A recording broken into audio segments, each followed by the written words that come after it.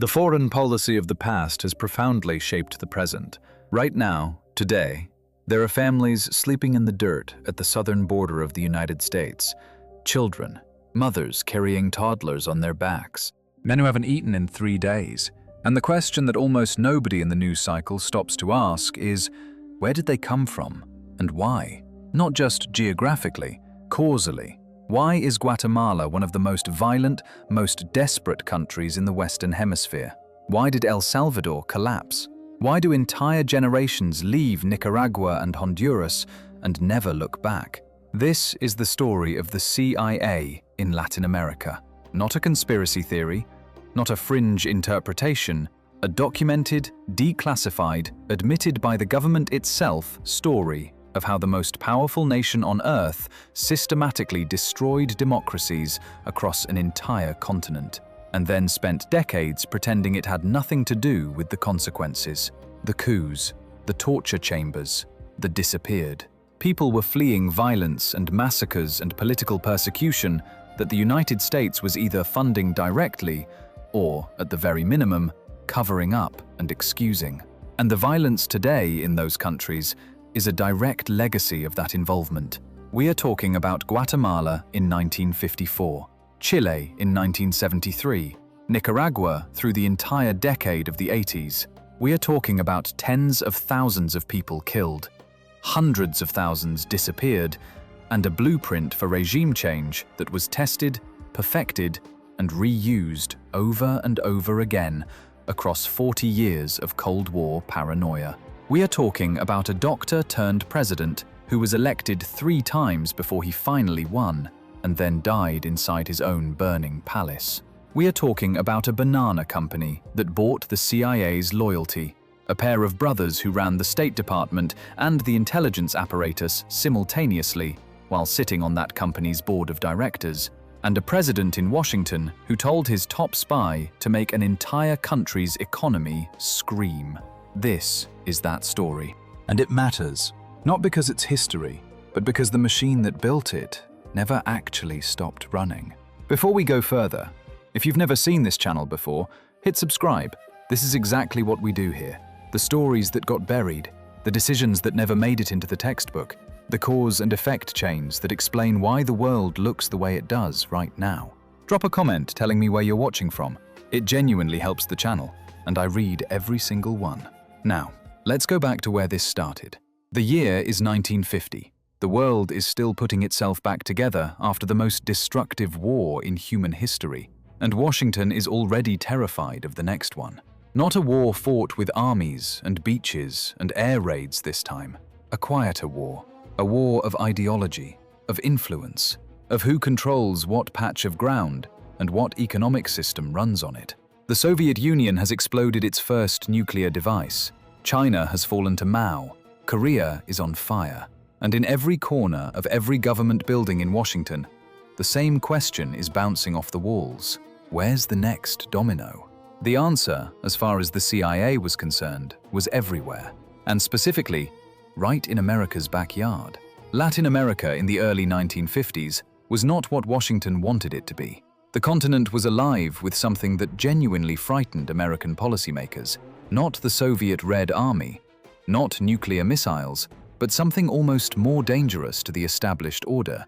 The idea that poor people deserved to own land, that workers deserved to unionize, that a country's natural resources might belong to its own citizens rather than to foreign corporations headquartered in Boston and New York.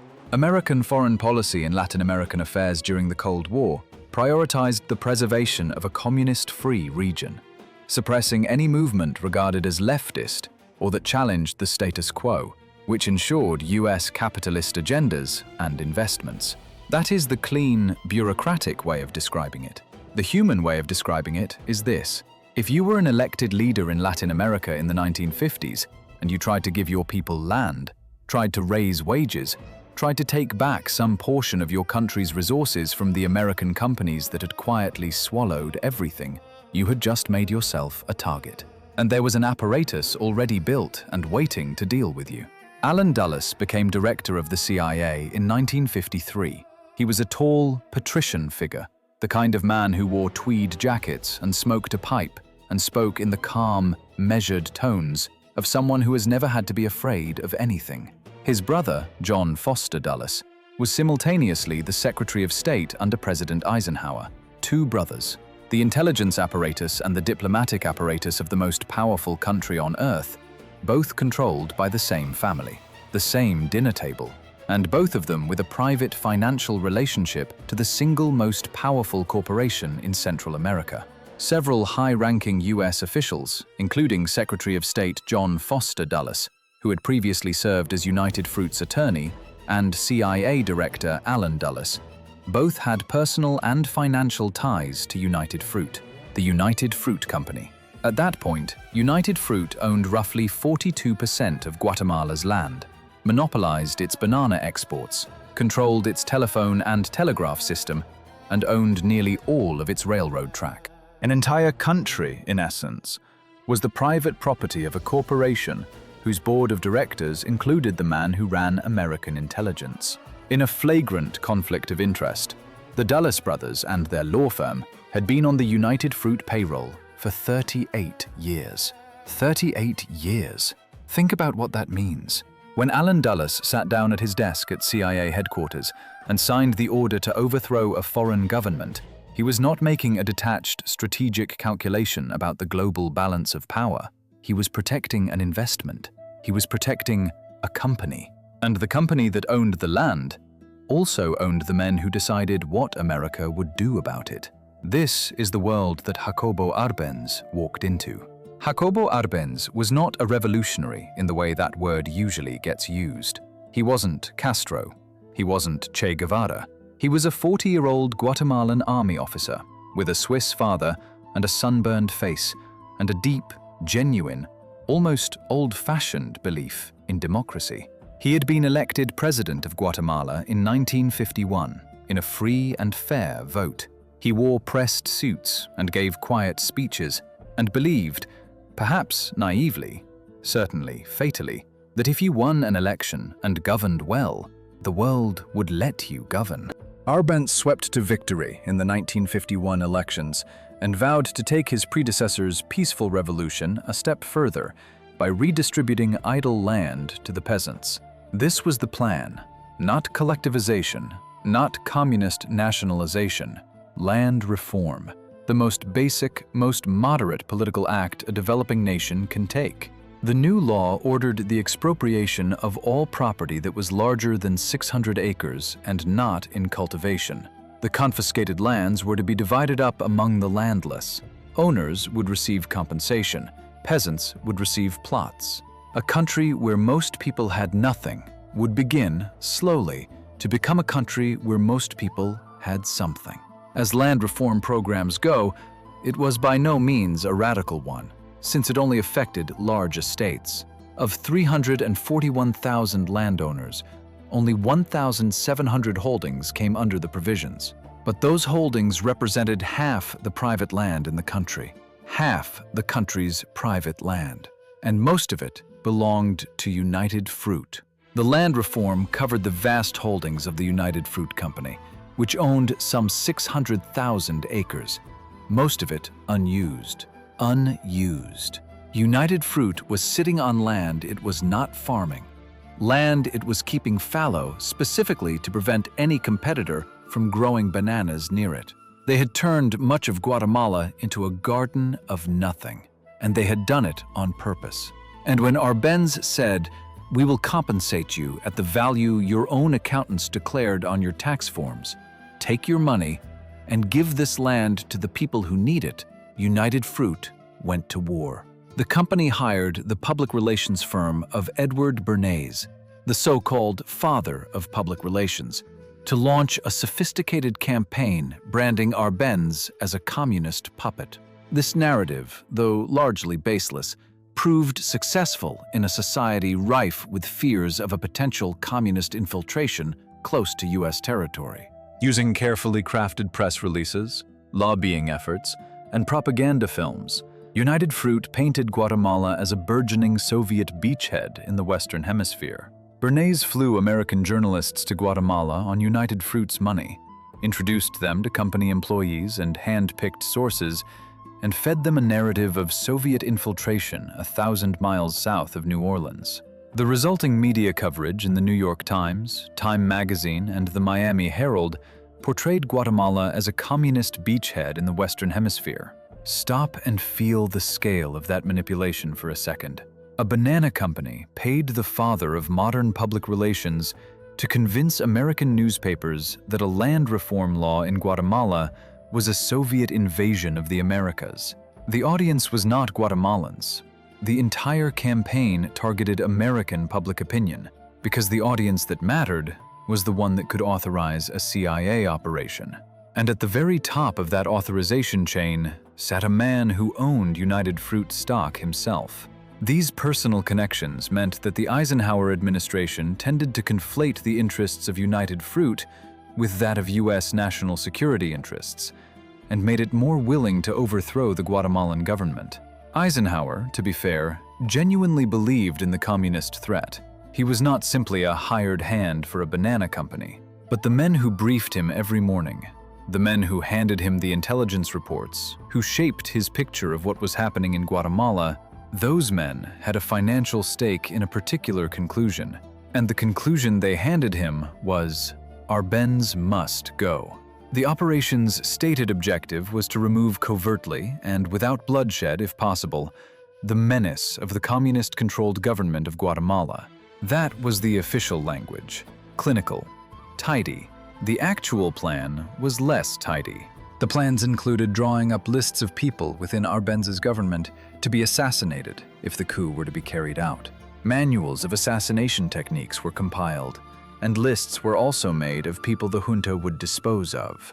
These were the CIA's first known assassination manuals, and were reused in subsequent CIA actions. They were writing kill lists, and they were practicing. Picture for a moment a man named Diego, not a politician, not a general, a corn farmer in the highlands of Guatemala, 42 years old, a scar on his left forearm from a machete accident, a wife named Rosa, 3 kids under 10. He had heard something, through the radio his neighbor owned, about the land reform. Something about the government dividing up the big plantations and giving pieces to families like his. He didn't entirely understand the politics of it. He just knew that the land he'd been farming his whole life, land his father had farmed, land his grandfather had farmed, land that legally belonged to some company in Boston, might one day belong to him.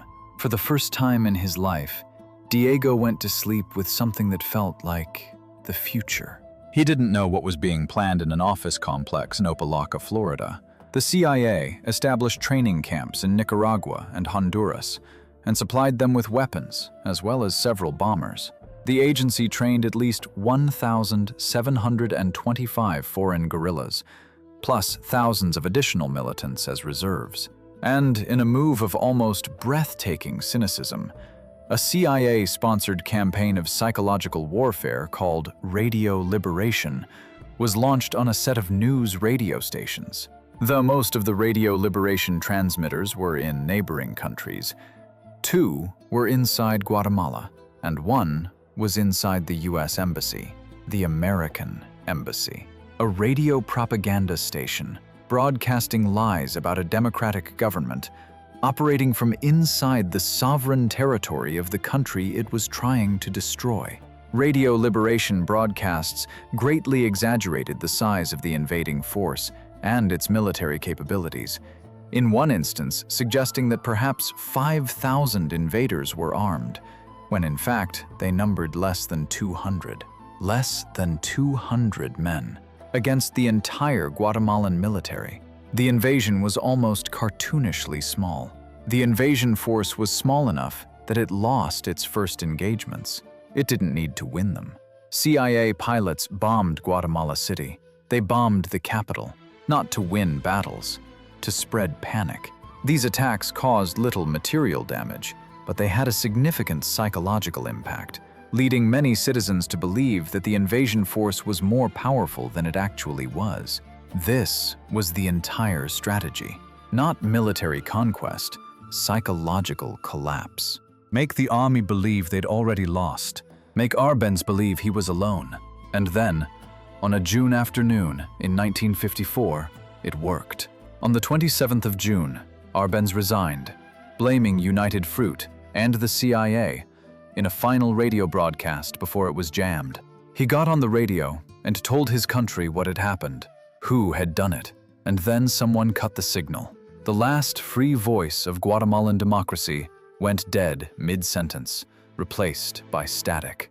10 days later, Castillo Armas was dictator, beginning his reign of terror with the murder of thousands of Arbenz supporters, and the reversal of Arbenz's progressive reforms. The land went back to United Fruit.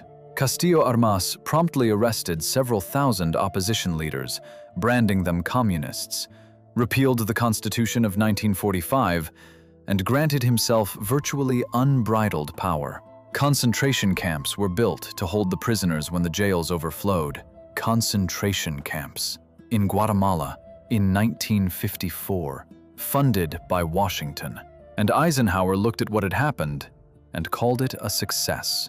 President Eisenhower saw the outcome as a notable achievement and declared the plan a template for overthrowing other communist regimes. A template. He said it out loud. He wrote it down. We have the document. But here is what that template actually produced. Not in years, in decades.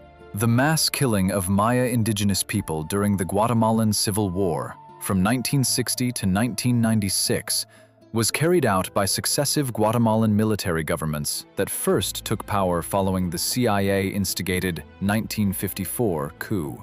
More than 200,000 people were killed over the course of the 36-year-long Civil War. About 83% of those killed were Mayan.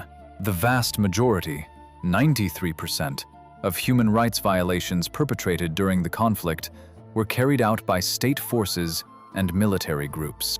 U.S. involvement was also singled out by the Commission as a key factor, including training of officers in counterinsurgency techniques and assisting the national intelligence apparatus. 200,000 people were killed or disappeared.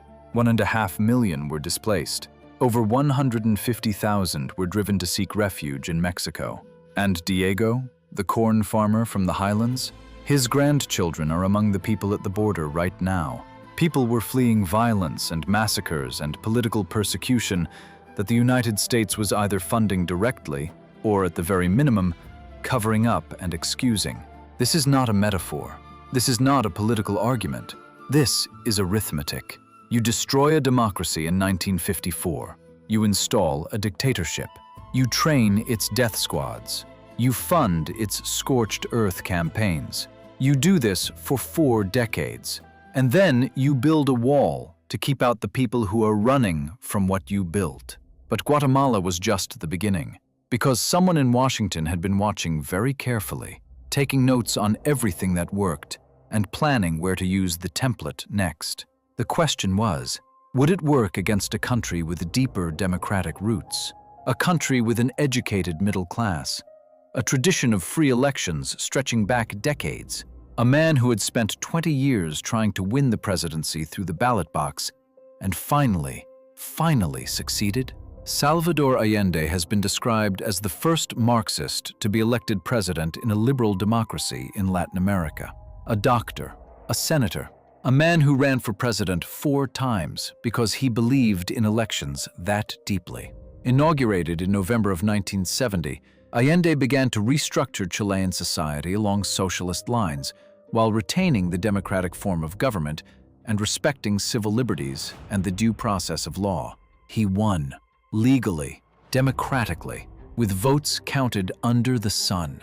The U.S. ambassador to Chile reported to Washington in a cable titled, "Allende Wins." Chile voted calmly to have a Marxist-Leninist state, the first nation in the world to make this choice freely and knowingly. Washington read that cable, and then 3 days later, Nixon gave an explicit order to CIA Director Richard Helms to foment a military coup in Chile in order to prevent Allende's inauguration. 3 days. The man hadn't even been inaugurated. He hadn't passed a single law, hadn't signed a single decree, hadn't done anything except win an election, and the order to destroy him was already written. Henry Kissinger said in one of his calls to CIA Director Richard Helms, "We will not let Chile go down the drain." Helms replied, "I'm with you." On September 15th, during a 15-minute meeting at the White House, attended by Kissinger, President Nixon instructed CIA Director Richard Helms that Allende's election was unacceptable, ordering the agency to act with his well-known phrase, "Make the Chilean economy scream." Make the economy scream. Not the army, the economy. Because they had learned something from Guatemala. Military invasions were crude, visible, embarrassing. A suffocation left no fingerprints, except 3 decades later on the declassified documents that almost nobody reads. The system had learned. It was getting better. And in Chile, it was about to show exactly how patient and precise it could be when it had 3 years and an unlimited budget, and a president in Washington who genuinely wanted results. There is a specific kind of danger that comes from early success. When something works, when a plan executes cleanly, when the target falls, when the cables back to headquarters read like a victory dispatch, the lesson that gets learned is almost never the right one. The lesson that gets learned is, do it again, do it faster, do it with less hesitation next time, because hesitation is what costs you. The CIA came out of Guatemala in the summer of 1954 with something more dangerous than intelligence. It came out with confidence. And confidence, in an organization with no external accountability and a black budget the size of a small country's GDP, is the most corrosive substance on Earth. The men who ran the Guatemala operation did not sit back and reflect on what they had unleashed. They didn't read the after-action reports about Castillo Armas's death squads and conclude that something had gone wrong. They read the cables about Eisenhower calling it a success and concluded that something had gone very, very right. Operation PB Success. That was the actual name, and the arrogance baked into those letters tells you everything you need to know about the institutional psychology involved. Had demonstrated that a democratic government could be toppled without a conventional military invasion, without American soldiers dying, without anything appearing in the newspapers that couldn't be explained away as local political instability. The template was transferable. The only question was where to point it next. Through the late 1950s and into the 60s, a period of institutional refinement followed that the CIA's own internal histories describe in the bloodless language of professional development. New training programs, new psychological warfare curricula, new manuals covering everything from economic sabotage to the fine art of discrediting a political leader through planted newspaper stories. There was a school in the Panama Canal Zone called the School of the Americas, officially the United States Army School of the Americas, though its graduates would eventually earn it a different nickname entirely. Between its founding and the end of the Cold War, the School of the Americas trained more than 60,000 Latin American soldiers and police officers in counterinsurgency techniques, interrogation tactics, and what the manuals euphemistically called population control. The manuals themselves are worth pausing on, because they were eventually declassified, and you can read them today if you have the stomach for it. They covered in clinical, step-by-step detail the techniques for extracting information from prisoners who were not cooperating. They discussed the use of fear and pain and sleep deprivation.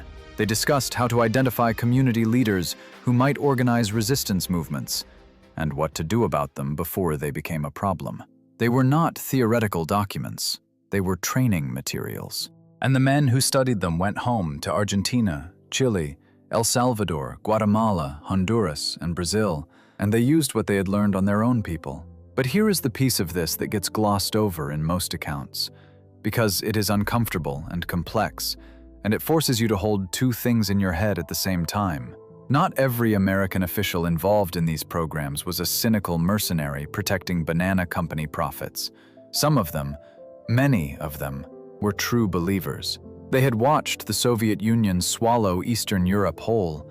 They had watched China fall. They had read the cables from Korea, and they had genuinely, sincerely concluded that if they didn't act, the dominoes would keep falling until communism was on the doorstep of the Rio Grande. Their fear was real. Their conviction was real. And that made them more dangerous, not less.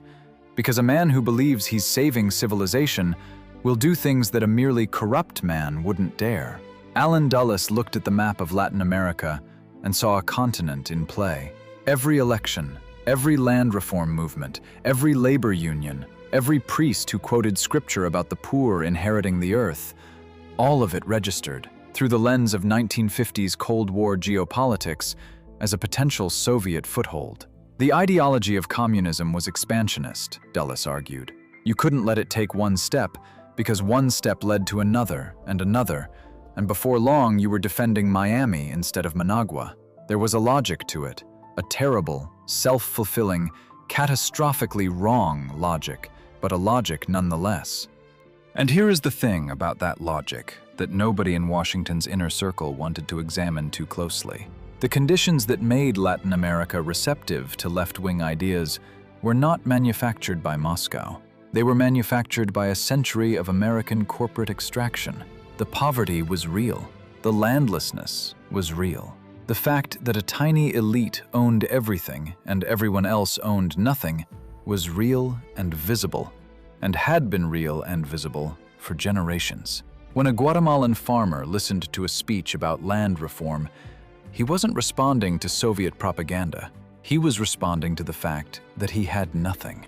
The CIA didn't create that gap, but every time it destroyed a government that was trying to close the gap, it made the gap wider. And a wider gap produced more desperation, and more desperation produced more movements that looked, to Washington, like communism. And so the operation justified its own continued existence. It was a loop. It fed itself. And it was about to be aimed at a country that had spent 20 years doing everything right. In the mid-1960s, while the CIA was building its infrastructure of influence across Central America and the Caribbean, a country at the southern tip of South America was doing something quietly remarkable. Chile was functioning. Not perfectly, no country does, but by any reasonable measure, Chile in the 1960s was one of the most stable democracies in Latin America. It had a free press. It had genuine elections. It had a Congress that actually debated things. Its poverty was real, and its inequalities were stark, but the political system was alive and contested in a way that most of the continent could only dream about. And into that system, again and again, ran a tall, balding doctor from Valparaiso named Salvador Allende. Allende had been running for president since 1952. He ran in 58 and came within 30,000 votes of winning. He ran again in 64 and lost more decisively, but only because the CIA had poured $3 million into his opponent's campaign, an amount that, in the context of Chilean politics at the time, was equivalent to spending $60 for every single Chilean voter. The agency had spent more money per capita influencing the Chilean election of 1964 than was spent per capita in the United States presidential election that same year. $60 a voter to beat one man. And he still came back. He ran again in 1970. Washington pulled out everything.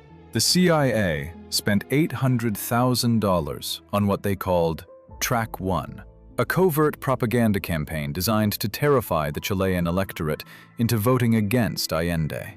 They printed posters. They planted stories in newspapers. They produced radio spots depicting an Allende Chile as a place of secret police and disappeared children, and Soviet tanks rolling down the Alameda. They did everything the template called for. Allende won anyway. He received 36% of the vote against two other candidates, but he won. And in the Chilean constitutional system, when no candidate won a majority, the decision went to the Congress. And the Congress, in accordance with every precedent in Chilean history, ratified the result and confirmed the election winner. Completely, unassailably legitimate. Legal by every standard that existed. And in Washington, Nixon sat behind the resolute desk and said, "Make it scream." Systematic, patient, operating on multiple tracks simultaneously, what followed was not an invasion. It was a suffocation, designed to create the appearance of natural economic collapse. The CIA, with the assistance of multinational corporations with stakes in Chilean industries, conspired to make Chile's economy scream in order to pressure Allende. International credit dried up overnight. The World Bank, where American influence was decisive, froze loans to Chile. American copper companies, whose Chilean operations Allende had nationalized, legally, with compensation, lobbied banks and trading partners across Europe to isolate Chilean exports. Spare parts for machinery stopped arriving. The trucking industry, secretly funded by CIA money, went on strike. When trucks stop moving in a country as long, thin, and geographically isolated as Chile, everything stops. Food doesn't move. Fuel doesn't move. The shelves in grocery stores in Santiago begin to empty, and the newspapers, many of them funded through CIA conduits, ran photographs of those empty shelves every single day, making sure every Chilean family knew exactly who to blame. This is an important thing to understand about economic warfare at this level of sophistication. The point is not to starve the enemy.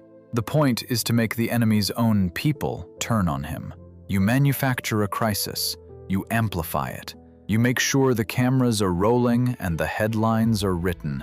And then you step back and let the anger do the work for you. Picture a woman named Carmen, 44 years old, living in a working-class neighborhood in Santiago in 1972. Her husband drives a taxi. Her oldest son is in the army. She voted for Allende not because she was a socialist or a communist or anything with a label on it, but because she wanted her children to have a doctor available when they got sick, and she wanted her husband's taxi license to stop being subject to the arbitrary decisions of a city bureaucrat who had been taking bribes for 15 years. She believed, in a quiet and practical way, that Allende was trying to fix something real. But now the grocery store near her apartment has gaps in the shelves. There's a line at the bakery. Her neighbor is telling her that it's going to get worse, that the government is ruining everything, that this is what socialism does. She doesn't know about the CIA money flowing to the truckers' union. She doesn't know about the World Bank pressure. She doesn't know about the meetings at Langley. She just knows that the line at the bakery is longer than it was a year ago, and she is frightened about her family. That fear was manufactured, deliberately, at a cost of millions of dollars, and it was working. Within the Allende government itself, the CIA had cultivated relationships inside the Chilean military for years. Track 2, the parallel operation running simultaneously with the economic campaign, was focused on finding officers willing to act. The agency had direct contact with coup-plotting groups in the Chilean military. American involvement in the coup has been definitively established through subsequent congressional investigations, presidential commissions, and an enormous cache of documents released by the State Department beginning in the late 1990s. The American government kept cables, memoranda, and operational reports throughout. When they were eventually released, they read like the production notes of a film that most of the audience didn't know they were watching. One cable, dated October of 1970, gives specific instructions for approaching Chilean military officers and assessing their willingness to participate in a coup. Another discusses the assassination of the commander of the Chilean army, General René Schneider, a constitutionalist who had publicly stated that the military's role was to uphold the democratic order, not subvert it. Schneider was shot and killed on the 22nd of October 1970. It was meant to be a kidnapping that would provoke a military reaction and prevent Allende's inauguration. It became a murder instead.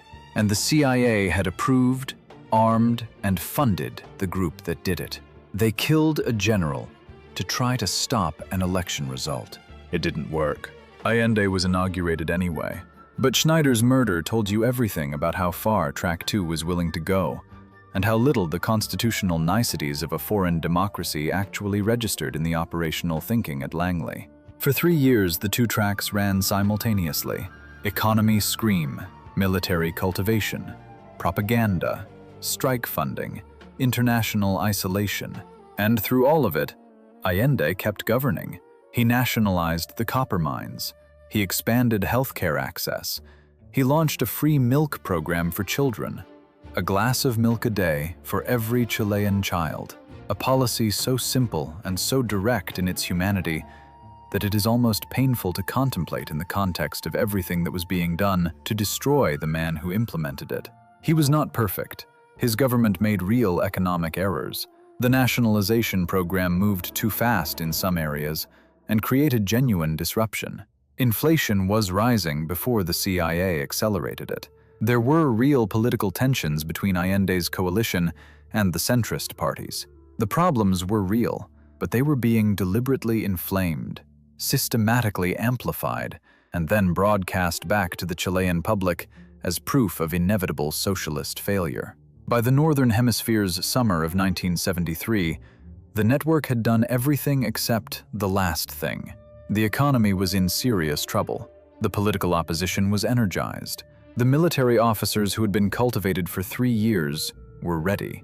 All that remained was a date, September 11th. Those 2 words carry a specific weight in American memory, a specific image of a specific morning, a specific city, a specific kind of smoke and silence and grief. That weight is real, and it is not diminished by anything that follows. But in the rest of the Western Hemisphere, in Chile, in Argentina, in Brazil, in every country where CIA operations had been running for 20 years, those 2 words carry a different weight entirely. Because in the Southern Hemisphere, September 11th has another face. It belongs to 1973. And the violence of that day was as deliberately planned and as shockingly precise as anything that happened in a New York sky 30 years later. The morning of September 11th, 1973, began early in Santiago. The military moved before dawn. Navy ships blockaded the port of Valparaiso. Army units took up positions around key installations across the capital. And at the presidential palace, La Moneda, a beautiful colonial building in the heart of Santiago, pale white in the early morning light, a small group of men gathered around the president they had sworn to protect. Allende knew it was coming. He had been warned, and he had made a choice that says something important about what he believed. He stayed. He put on a military helmet over his suit jacket, picked up the AK-47 that Fidel Castro had given him as a gift years earlier, and prepared to defend his office. He got on the radio, the last transmission before the military took over the broadcast frequencies, and said something that has echoed across 50 years of Latin American memory. He said, "I will pay with my life for the loyalty of the people." He said, "The great avenues through which free people will come to build a better society will open again." Then the planes came. Chilean Air Force jets bombed La Moneda, the presidential palace of a constitutional democracy, in broad daylight, in the center of the capital, was bombed by its own Air Force. The footage survives. You can watch it right now on your phone. The jets banking over the city, the rockets hitting the building, the black smoke rising over Santiago's downtown. It looks like a war. It was a coup. The fighting inside the palace lasted several hours.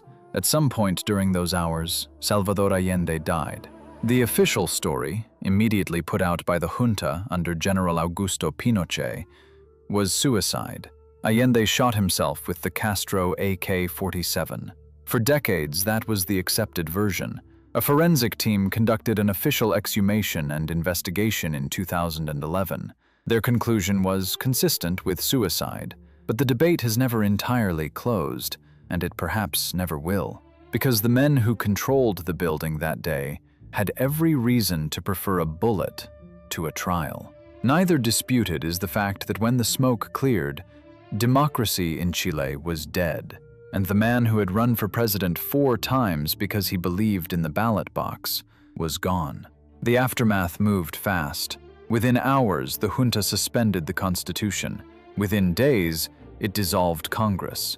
The free press was shuttered, political parties were banned, and then the trucks began to arrive at the National Stadium.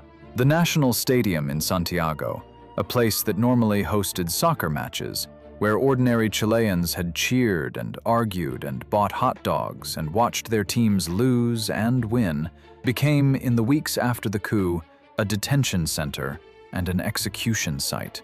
More than 40,000 people were detained in Chile in the weeks and months following the coup.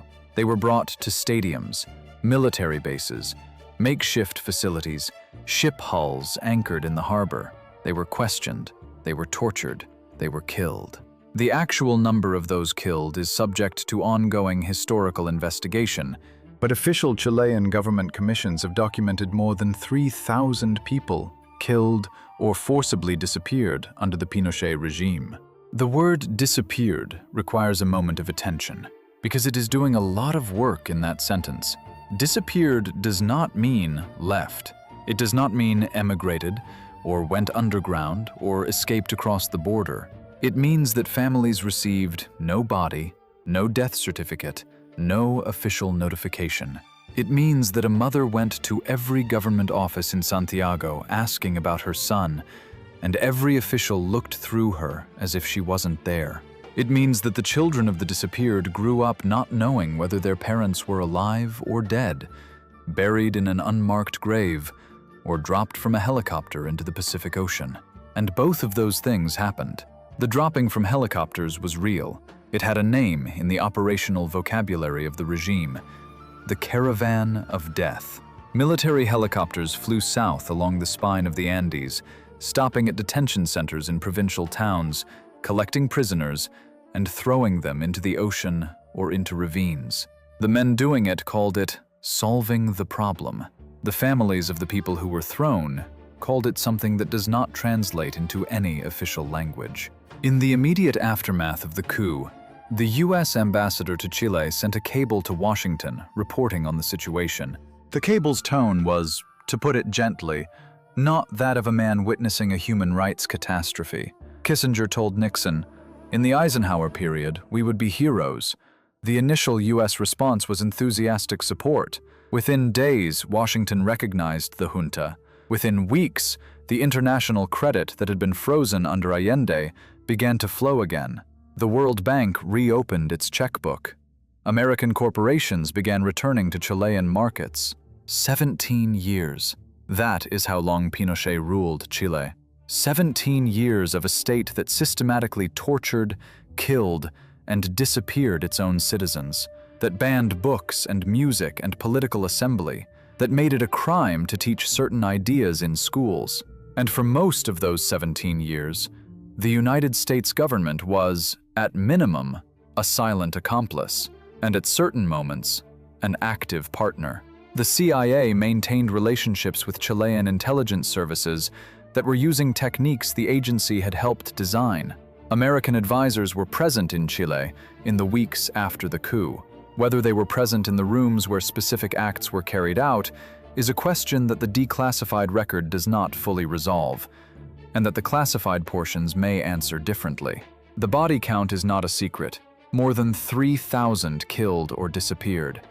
More than 27,000 officially recognized as having been tortured. Hundreds of thousands forced into exile. And Pinochet himself? He lived to be 91 years old. He died in 2006 in a Santiago hospital, surrounded by family, never having served a single day in prison. Scan a map of South America in the mid-1970s and find the places where the lights were going out, where elected governments were falling and military juntas were rising, and you would notice something strange. The pattern was too neat, too synchronized. Argentina, Uruguay, Brazil, Paraguay, Bolivia, Chile, one by one. In the space of a few years, the democratic governments of the Southern Cone fell and were replaced by military regimes that spoke to each other in a common language of anti-communism, counter-terrorism, and the necessity of extreme measures. That synchrony was not coincidence. It was architecture. Operation Condor. This is the name that historians now use for the formal coordination network that linked the intelligence and security services of 6 South American dictatorships through the 1970s and into the early 80s. The network's formal establishment came in 1975 in a meeting in Santiago attended by representatives of the security services of Argentina, Chile, Uruguay, Paraguay, Bolivia, and Brazil. They agreed to something without precedent in the Western Hemisphere, a system for sharing intelligence on dissidents, for coordinating cross-border operations to capture or kill political refugees, and for what they called Phase 3, the hunting of targets in Europe and North America. Phase 3. They had already run out of room in South America and decided to keep going. The full scope of U.S. knowledge of and involvement in Condor has been a subject of ongoing historical investigation. The evidence the declassified record establishes is substantial and disturbing. The CIA and the State Department were aware of Condor's existence and general activities. American officials provided technical assistance to the network's communications infrastructure. A CIA cable from 1976, recently declassified, shows that the agency knew Condor was planning assassinations in Europe and the United States and did not move to stop it. One of those assassinations happened on Embassy Row in Washington, D.C. On the 21st of September, 1976, a car bomb exploded on Sheridan Circle, a leafy, elegant stretch of Massachusetts Avenue lined with embassy buildings, a stone's throw from the heart of the capital of the most powerful nation on Earth. The bomb killed Orlando Letelier, who had been Allende's foreign minister and ambassador to Washington, and Ronnie Moffett, an American woman who worked with him. They were killed a mile and a half from the White House. The assassination was carried out by DINA, Chile's secret police, directly subordinate to Pinochet. It was planned in coordination with the Condor network. It was the most spectacular operation of Phase 3, and it was executed in the city where the CIA had its headquarters, where Kissinger had his office, where the men who had ordered the Chilean economy to scream were still, in 1976, running American foreign policy. Nobody in the American government was prosecuted for having known and done nothing. The DINA operatives responsible were eventually convicted in Chilean courts decades later. The highest-level Chilean officials linked to the order have never faced full accountability. Argentina, meanwhile, had its own name for what was happening. The military junta that took power in March of 1976 called it the process of national reorganization, El Proceso, with the breezy bureaucratic confidence of men who had decided that disappearing people was an administrative function. Argentina's dirty war was, in terms of raw scale, among the most devastating state terror campaigns in the hemisphere's history. Between 9,000 and 30,000 people were killed or disappeared. The range reflects the ongoing disputes about clandestine burial sites and the number of unacknowledged detention centers that operated across the country. 9,000 to 30,000. The lower bound of that number is still enormous. The upper bound is almost incomprehensible. The mechanism was specific and systematic. The junta established a network of clandestine detention centers, 340 of them, spread across the entire country. They were in basements of police stations, in military bases, in converted warehouses, in ordinary-looking houses, in ordinary-looking neighborhoods. People were taken from their homes at night, usually by men in civilian clothes, driving unmarked Ford Falcons, a detail that has made that particular model of car an object of horror in Argentine cultural memory, the way certain images become inseparable from what happened in them. They were taken to the centers. They were tortured. Many were then killed and buried in unmarked graves or thrown into the Rio de la Plata from airplanes. The children of disappeared parents were sometimes placed with military families. There were babies born in captivity, their mothers held long enough to give birth and then killed, the infants transferred to be raised by people who had participated in their parents' murder, raised under false names without knowing who they were. The abuelas de Plaza de Mayo, the grandmothers of the Plaza de Mayo, an organization of women who marched in silent circles outside the presidential palace, demanding information about their missing children and grandchildren, have spent more than 4 decades tracking those children down. They have so far identified more than 130 of them. Many were in their 40s or 50s before they learned their real names. And Washington knew. Secretary of State Henry Kissinger met with Argentine Foreign Minister Cesar Augusto Guzzetti in June of 1976.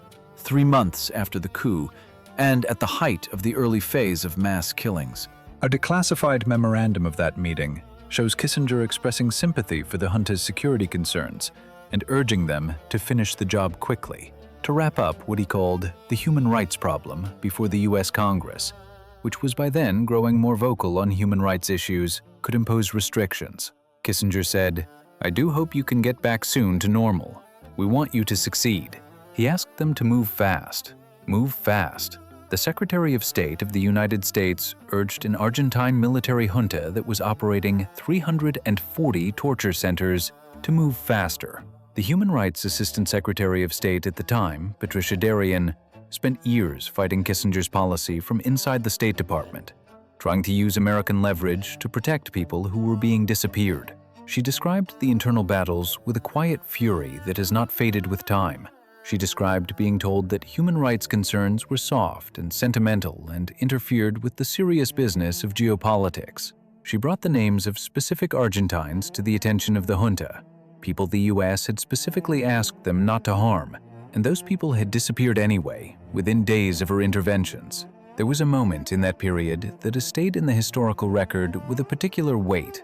A young Argentine woman named Elena, 23 years old, a university student who had joined a leftist student organization in Buenos Aires in 1975, was taken from her apartment in July of 1976. Her parents spent months trying to find her.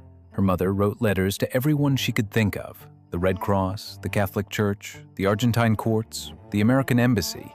She wrote to the American Embassy twice. She received a form letter in response. Elena was held for 8 months. She survived. Not everyone she was held with did. When she was finally released, for reasons that were never explained, and that she has spent her life trying to understand, she was dropped on a street corner in Buenos Aires at 3 in the morning, with no shoes and no coat and no explanation. She walked for 2 hours before she found a phone. Her parents had already spent those 8 months assuming she was dead. She eventually emigrated to Spain. Her parents stayed in Buenos Aires.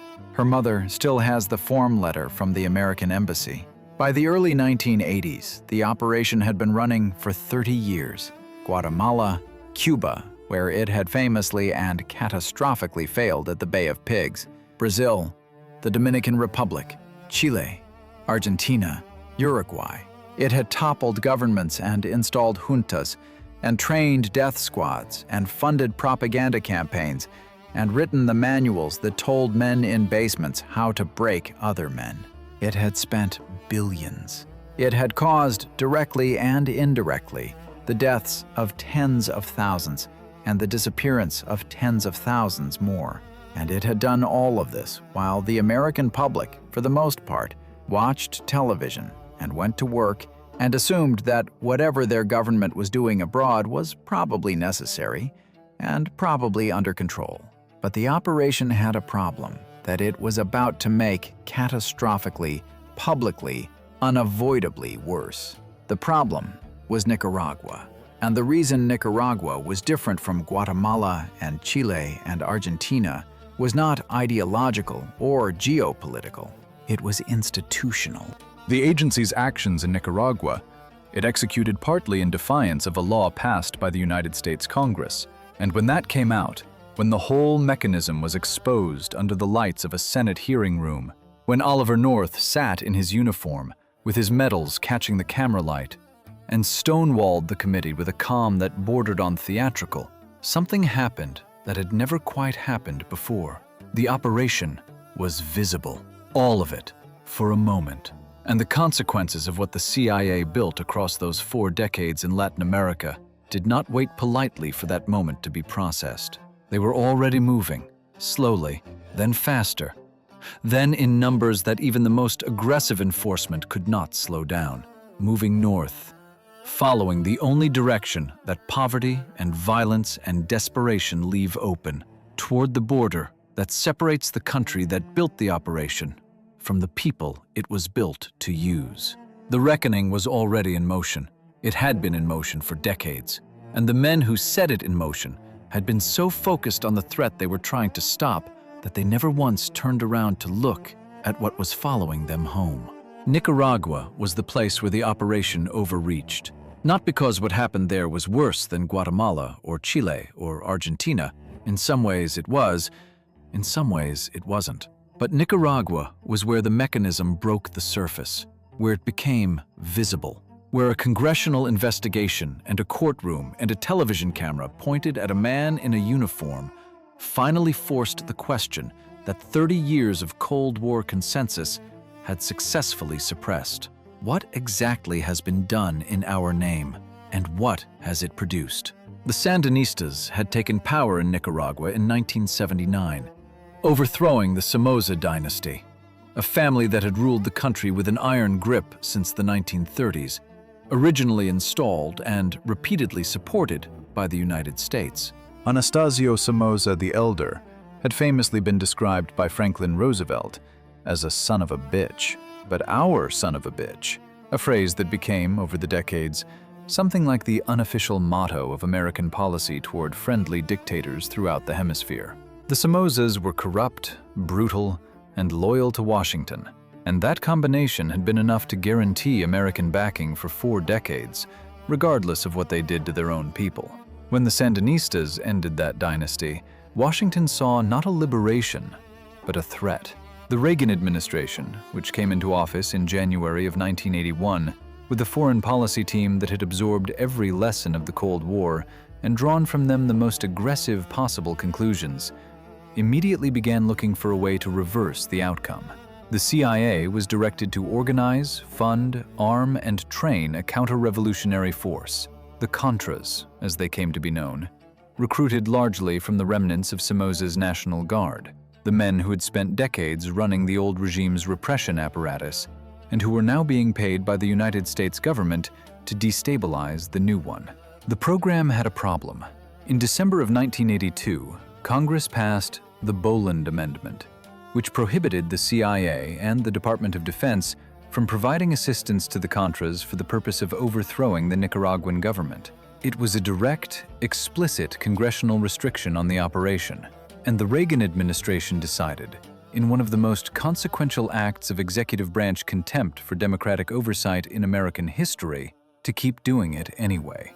The Iran-Contra affair is what followed, and the name is misleading because it sounds like a financial scandal, when it was actually something structurally far more serious. The administration had constructed a shadow foreign policy apparatus, run out of the National Security Council using private networks and foreign intermediaries and money laundered through arms sales to Iran, specifically to circumvent a law passed by the elected representatives of the American people. They were running a covert operation against the explicit will of Congress, not bending a regulation, not finding a legal workaround, defying the law. And they were doing it to fund a paramilitary force in Central America that was committing what a World Court ruling in 1986 would characterize as violations of humanitarian law. The Contras were not a clean fighting force. They were not a disciplined army of freedom fighters, whatever the official rhetoric said. Human rights organizations documented systematic atrocities, the killing of health workers and teachers, the destruction of rural cooperatives, attacks on civilian populations in areas where the Sandinistas had support. The Contras used violence not primarily as a military tactic, but as a social one, to make the cost of supporting the government unbearable for ordinary Nicaraguans. It was the logic of terror applied to an entire countryside, and the CIA knew. Reports from the agency's own officers in the field, several of which have since been released through declassification, documented Contra human rights violations in detail. The knowledge went up the chain. The operations continued anyway. When the scandal broke publicly in late 1986, when the hearings began and Oliver North sat in the Senate chamber with his careful answers and his medal-covered chest and his absolute refusal to blink, something important happened in American political culture, and something equally important did not happen. The public learned, in undeniable detail, that their government had been running an illegal, covert war in Central America, financed partly through illegal arms sales to a country that had been formally designated a state sponsor of terrorism. That was not a minor revelation. That was the exposure of a parallel government operating outside any democratic accountability whatsoever. A debate about process followed, about whether the law had been broken. about who knew what and when, about the constitutional boundaries between the executive and legislative branches. Those were real questions, but they consumed all the oxygen in the room and left no space for the deeper reckoning. What had 30 years of this produced on the ground? In the actual countries where it had been executed, Guatemala, Chile, Nicaragua, El Salvador, Honduras, what had been built there, and what had been destroyed? Those questions were not asked in the hearing room. They were asked instead by the people living in those countries, who did not have the option of treating the consequences as a procedural matter. In Guatemala, the 36-year civil war that followed the 1954 coup ended in 1996 with a peace agreement that included a truth commission. The commission's report, issued in 1999, documented more than 200,000 deaths, the vast majority of them Mayan civilians killed by state security forces. It described the systematic destruction of indigenous communities, villages burned, community leaders killed, traditional social structures deliberately dismantled as a counterinsurgency tactic. It used the word genocide. An official International Truth Commission used the word genocide to describe what had been done in Guatemala. The report's findings were not disputed. They were simply absorbed by the world and largely forgotten. The Civil War left behind a country with shattered institutions, a decimated civil society, a military that had never been held accountable for anything, and an economy distorted by 40 years of conflict and extraction. The rule of law, in any meaningful sense, had been systematically destroyed. First by the CIA-backed coup, then by the series of military governments that followed, each one more brutal than the last, each one trained and equipped and advised by the same institutional network. When the formal conflict ended, the violence did not end with it. It transformed. The networks of armed men that had operated as state-sponsored death squads found new economic models in drug trafficking and extortion and kidnapping. The structures of impunity that had protected them during the war protected them afterward. The institutions that should have constrained them, courts, police, prosecutors, had been so thoroughly corrupted and terrorized over 40 years that they barely functioned. This is what is meant when historians describe the current violence in Central America as a legacy of the Cold War interventions. It is not a metaphor. The MS-13 gang, which has become, in American political discourse, a symbol of foreign criminal threat, was not born in Central America.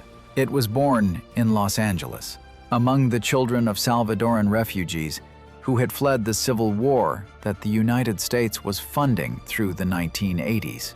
Those refugees had come from a country where American-backed governments and American-trained security forces had been killing civilians at a rate that the United Nations Human Rights Commission was documenting and protesting throughout the decade.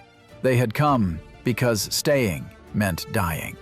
Their children, growing up in the poorest neighborhoods of Los Angeles, without language or community or any institutional support, formed gangs as a survival mechanism.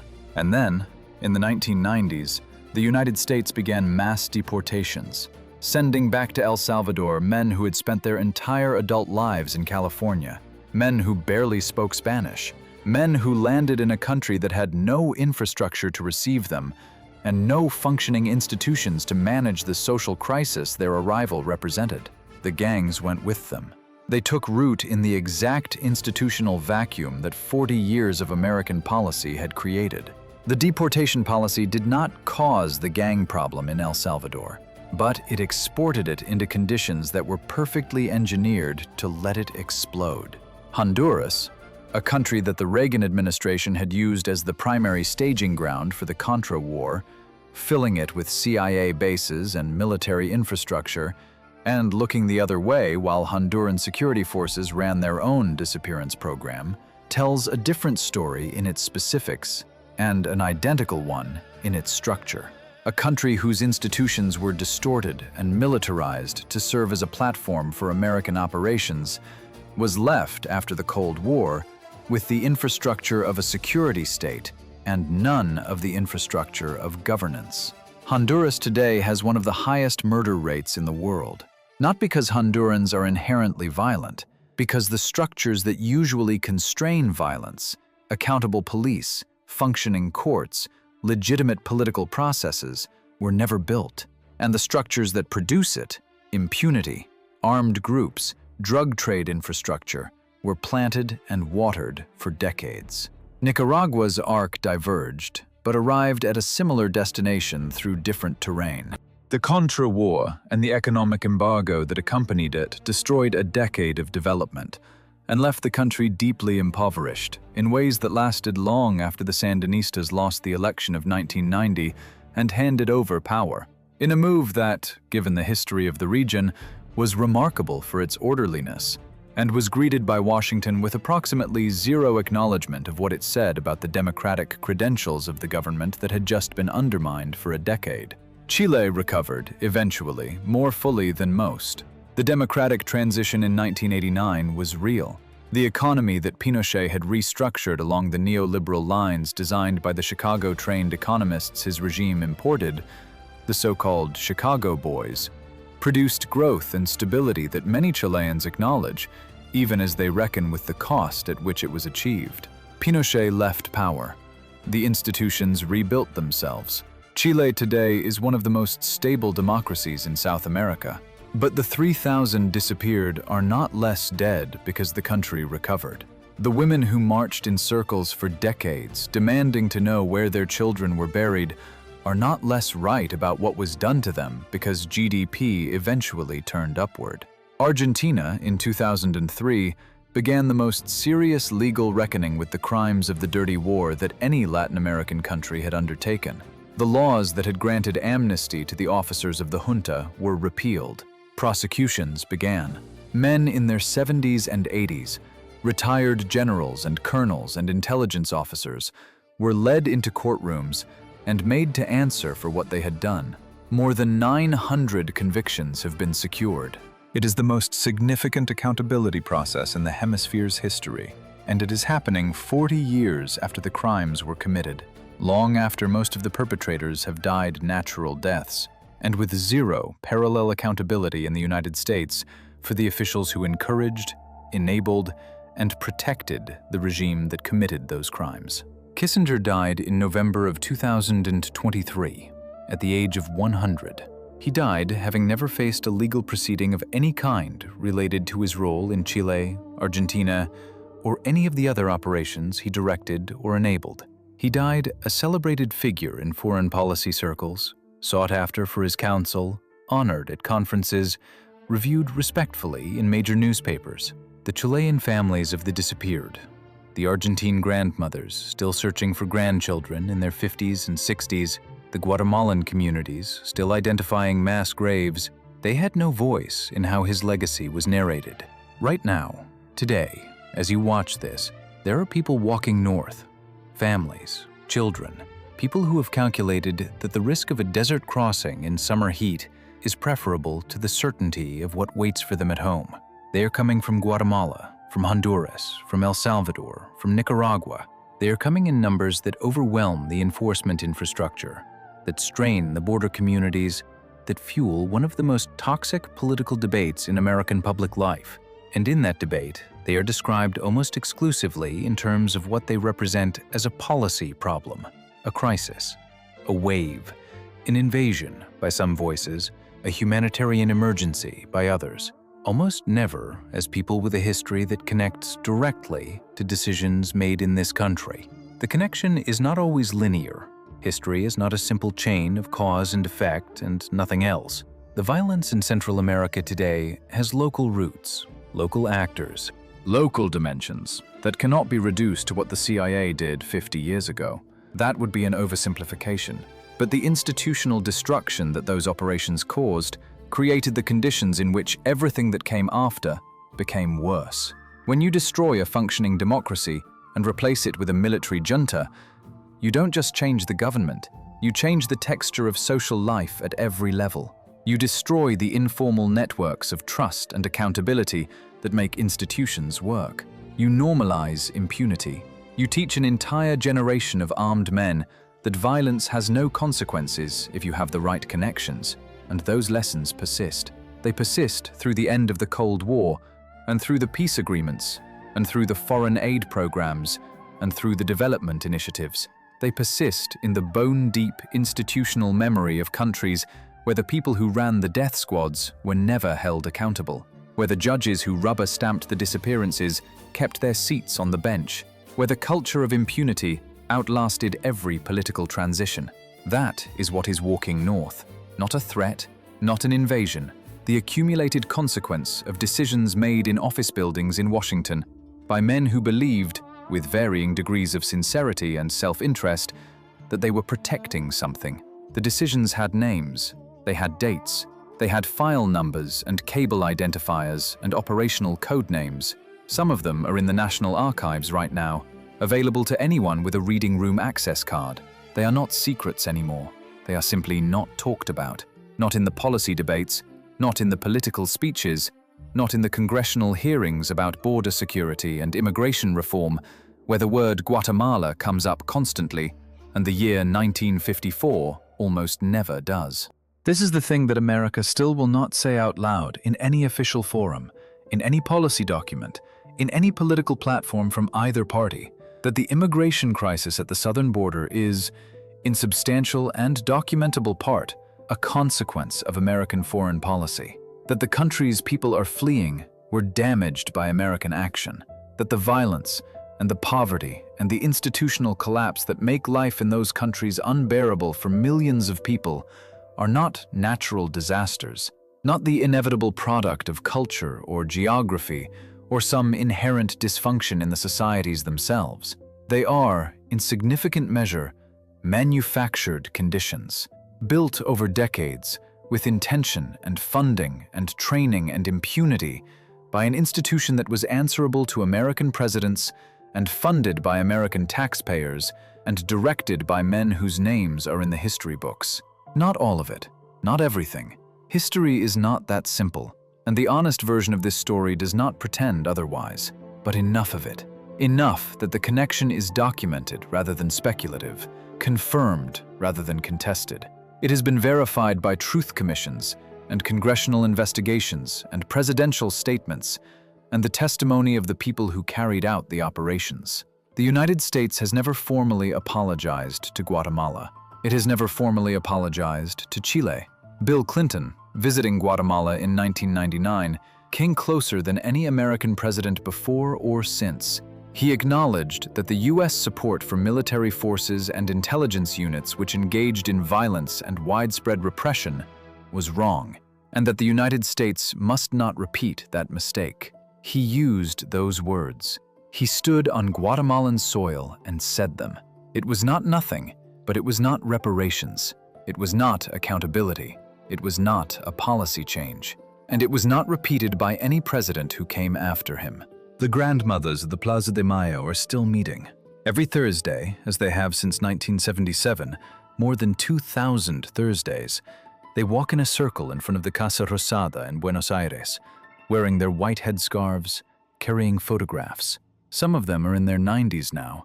Some of them have died without finding the grandchildren they spent their lives searching for. The circle is smaller than it was. It has never stopped. Somewhere in that circle, on a Thursday afternoon in Buenos Aires, there is a woman whose granddaughter was born in captivity in 1977. The grandmother has carried a photograph for 47 years, a photograph taken before the daughter was taken, a young woman with dark eyes and a slight smile, standing outside a university building in Buenos Aires on an ordinary afternoon. She has looked at that photograph every day for 47 years. She doesn't know if her granddaughter is alive. She doesn't know her name. She knows only that somewhere in the world, there is a person who carries her daughter's face and her family's blood and has no idea where either came from. That is what the operation made. Not a geopolitical outcome, not a strategic result. A grandmother with a photograph, walking in a circle, in a city where the grandchild she is looking for might be walking the same streets and not knowing why certain things feel like grief.